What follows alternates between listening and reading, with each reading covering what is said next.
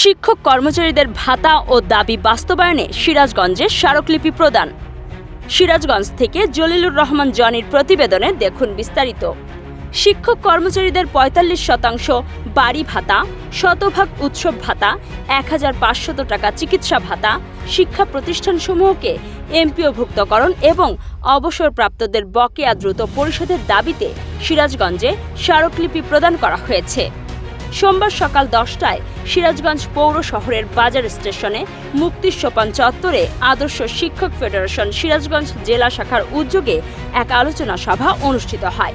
পরে জেলা প্রশাসক মোহাম্মদ নজরুল ইসলামের মাধ্যমে শিক্ষা উপদেষ্টা বরাবর স্মারকলিপি প্রদান করা হয়। আলোচনা সভায় সভাপতিত্ব করেন আদর্শ শিক্ষক ফেডারেশন সিরাজগঞ্জ জেলা শাখার সভাপতি অধ্যাপক মোহাম্মদ শহীদুল ইসলাম। অনুষ্ঠানটি পরিচালনা করেন সংগঠনের সহ সাধারণ সম্পাদক ও কলেজ শিক্ষক পরিষদের সাধারণ সম্পাদক ডক্টর এম এ সবুর। এ সময় প্রধান অতিথি হিসেবে উপস্থিত থেকে বক্তব্য রাখেন আদর্শ শিক্ষক ফেডারেশনের উপদেষ্টা ও সিরাজগঞ্জ সদর কামারখন্দ ২ আসনের আগামী জাতীয় সংসদ নির্বাচনে বাংলাদেশ জামায়াতে ইসলামী সিরাজগঞ্জ জেলা শাখার দাঁড়িপাল্লা প্রতীকের মনোনয়ন প্রত্যাশী অধ্যাপক মোহাম্মদ জাহিদুল ইসলাম।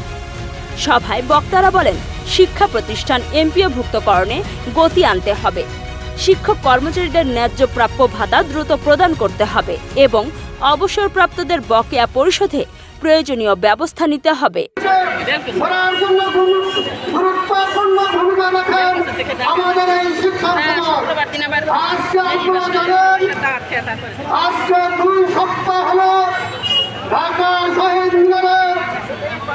বাংলাদেশের বিভিন্ন শিক্ষা প্রতিষ্ঠানের বিভিন্ন পর্যায়ের শিক্ষক মন্ডলী তাদের বিদ্যালয়ের পাঠদান গতি রেখে কেন তারা সেখানে অনশন করছেন, তার কারণ হল আজকে আমাদের বাংলাদেশ এমন একটি আধুনিক শিক্ষা ব্যবস্থা যেখানে সরকারি, বেসরকারি, আধা সরকারি নামে রাজনীতি করা হয়।